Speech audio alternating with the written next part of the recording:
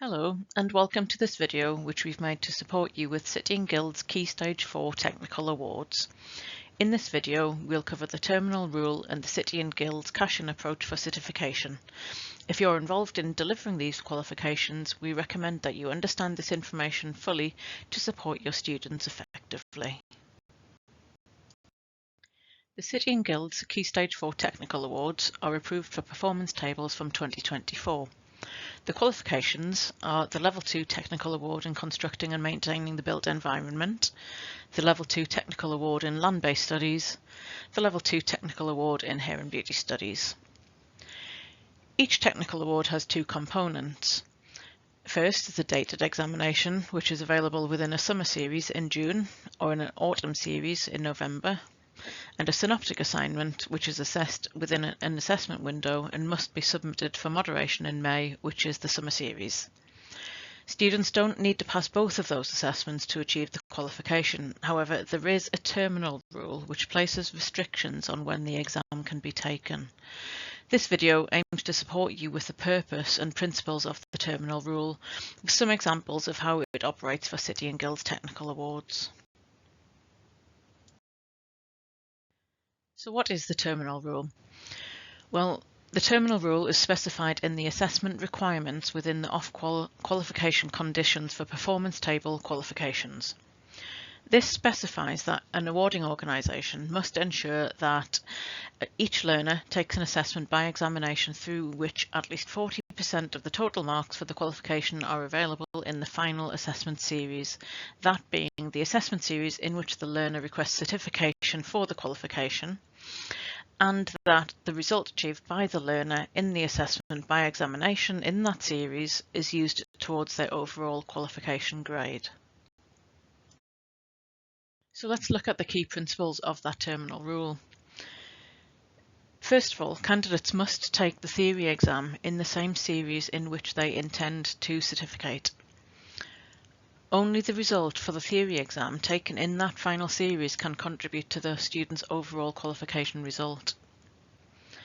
If a student takes the theory exam in a series before they certificate, those results cannot contribute to the qualification, even if they got a higher grade in that previous sitting. And for school performance table points, it's always the first qualification result which counts, irrespective of whether a candidate resits the examination and recertificates at a later date. So let's take a look at a graphic to visually represent the available assessment series and windows.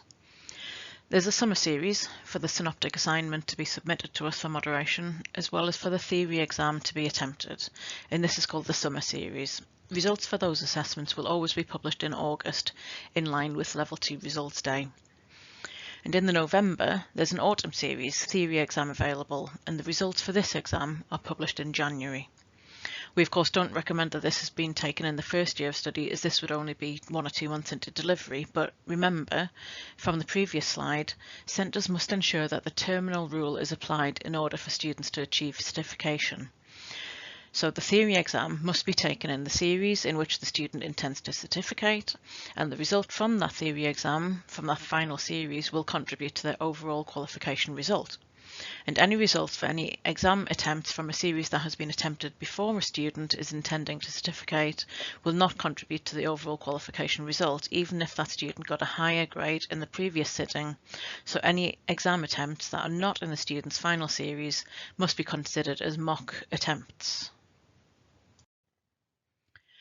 So in the typical delivery of a technical award, the application of the terminal rule is fairly straightforward. The qualification is delivered over 2 years of study. Content is typically delivered throughout the whole of Year 1, and into Year 2, content continues to be delivered throughout the year. There's then a period within which the non-examination assessment, the synoptic assignment, can be assessed, which is within a window available from January through until the deadline in May, which is when you'll need to submit your centre marks and a sample of student evidence to us for moderation. In June, there's a dated examination, the theory exam, and if centres and students follow this typical pattern of delivery, the terminal rule will have been achieved because the student has completed their exam in the final series at the end of their qualification. In order for the students to achieve certification, we need the centres to ensure that they let us know that they're preparing to cash in on the student's result through the submission of a yes in the cash-in checkpoint data. The student's qualification result and certification will be issued within August in line with all Level 2 qualification results. But how do you let us know that the student is intending to claim certification? How would we know that this isn't just a practice attempt by the student? Well, we need centres to notify us of the student's intention by claiming or cashing in on the student's certification. All centres delivering technical qualifications must already submit data to us in accordance with the VTQ timely delivery of results, which is informing us of whether a student is expecting to achieve a qualification result. So in order to make the certification claim smoother for centres, we use the same checkpoint data as the cash-in mechanism. In short, you need to let us know within the certification intention field whether a student is due to complete the qualification and claim the result through the submission of a yes, no, retake, or perhaps to simply let us know that the student has withdrawn from the qualification. It does, however, mean that centres must be fully aware of the impact of this certification claim and data submission, and what is submitted to us must be accurate and submitted in time for the published deadlines. If you haven't previously come across the VTQ timely delivery of results process, we recommend you go to the VTQ Information Hub on our website. You'll find everything you need to know here, including the user guides for how the data is submitted on Walled Garden, the key submission dates, results dates, and some really helpful video resources. So what is the importance of what you submit within your certification claim or cash-in? Well, centres must identify the students who are due to complete the qualification by submitting data for them as follows. If you submit a Y, a yes, then this confirms to us that the student is completing the exam in this forthcoming exam series and is expecting to claim certification for the qualification. In this case, we will use this data to generate a qualification result for the student in the forthcoming results. If you submit an N, a no, then you're confirming to us that the student is not due to complete or claim certification in the current series. The cash-in has not been elected, and so we will not create a qualification result for the student. For R, for a retake, well, there's also a possibility that your student has actually completed the qualification previously and previously cashed in on their qualification result. If that's the case, the student may be submitted as R for retake, as they may be hoping to improve on their qualification grade. If this is the case, please remember that this retake qualification result will not count towards school performance table points, as it's always the first qualification result which counts, irrespective of whether the student reattempts the qualification components and recertificates at a later date. So let's look more closely at the impact of the certification claims or the cash-in data that you submit to us. So if the terminal rule has been achieved and the cash-in data is submitted as yes, as Y, this confirms to us that the student is completing the exam in this forthcoming exam series, is expecting to claim certification for the qualification, and therefore in this case we'll use this data to generate a qualification result for the student in the forthcoming results. So to summarise, we'll use that checkpoint data, that yes, to process the cash-in request and issue a qualification result. If you submit an R for retake, and again if the terminal rule has been achieved, the cash-in data is submitted as R for retake, and remember that this would be used where the student has previously cashed in on the qualification, has been issued with the qualification result previously. So perhaps they're probably resitting the examination and perhaps the synoptic assignment in order to improve their qualification grade.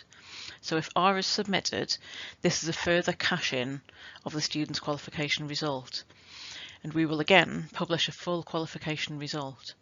However, again, you must remember that this retake qualification result will not count towards school performance table points, as it's always the first qualification result which counts, irrespective of whether the student reattempts the components of the qualification to recertificate here.